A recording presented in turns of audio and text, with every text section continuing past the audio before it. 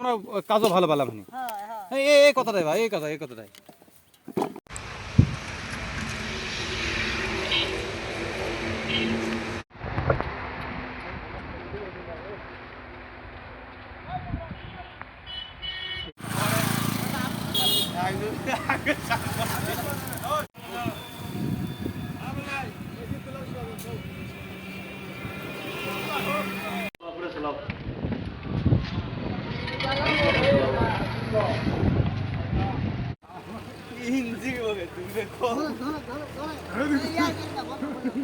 এটা গাভিন গরু বেচে ফসল ফেলাইছে মাঠে।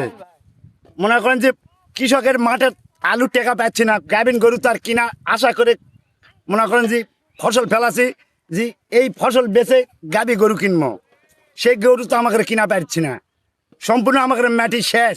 অনেক লোক বইয়ের সোনা বেচে বেচে ফসল ফেলাছে, যে এই ফসলের থেকে লাভ হবে, কিছু লাভজনক হবে, বলছে লোক সোনা কিনে দেওয়া হবে। সে সোনা তো এবারে সোনাও শেষ, জমির টেকাও শেষ, তাহলে কৃষক কিভাবে বাঁচে?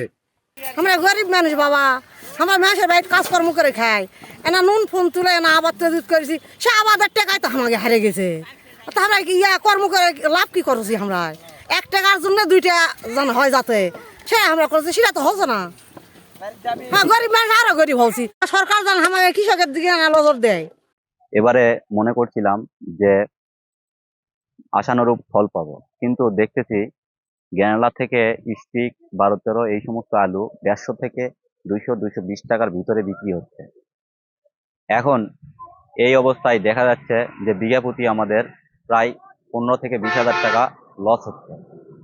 কৃষকের শুধু খরচ আর খরচ, আশানুরূপ ফল পাচ্ছে না। আর আমরা যে এই বিঘা প্রতি 15-20 হাজার টাকা লস খাচ্ছি, এই অবস্থায় আমাদের মরা ছাড়া কোনো বুদ্ধি নেই। এই আলুটা কিনলাম, এই আলুটা কিনে 2 দিন থেকে রেখে আমি বিক্রি করতে পারি। আজকে বিক্রি করলাম অন্যজনের কাছে, তো এটা তো লস। তাহলে ব্যবসা করবো কেমনে? কাঁচা আলু যেটা কিনেছি 210 টাকা 220 টাকা কিনেছি, কিন্তু সেটা কিনে এখন যদি আমরা বিক্রি করতে যাই, দেখা যাচ্ছে 200 টাকার নিচে বিক্রি করতে হচ্ছে। তাহলে আমরা কেমনে আলু কিনবো? শুকনো আলুটার দাম হওয়ার কথা, কিন্তু শুকনো আলুটার দাম যারা নিবে আমাদের থেকে, যারা স্টক রাখবে, তারা দাম করেছে 300 টাকা, কিন্তু কৃষকদের চাহিদা 340-50 টাকা। আমরা কিনতে পারতেছি না, কি করবো? উপায় নাই।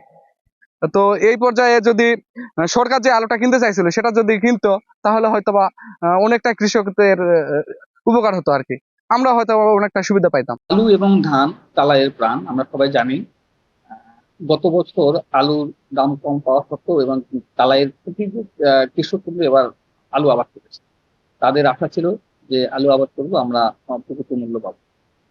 আমাদের কৃষি সংগঠন অধিদপ্তরের পরামর্শ এবং আবহাওয়া ভালো থাকায় গত বছরের তুলনায় এবার আলু অনেক ভালো ফলন হচ্ছে। কিন্তু সমস্যা হলো যে কৃষক মানে তাদের উৎপাদন খরচ অনুযায়ী দাম পাচ্ছে না। তো এই জন্য কৃষকরা আসলে আলু আবাদে আগ্রহ হেরে ফেলছে। এখন আমাদের কৃষকদের সাথে কথা বলে যেটা পাওয়া গেছে যে যদি তারা দাম না পায়, তাহলে ভবিষ্যতে তারা আলু আবাদ থেকে একটু বিমুখ হবে।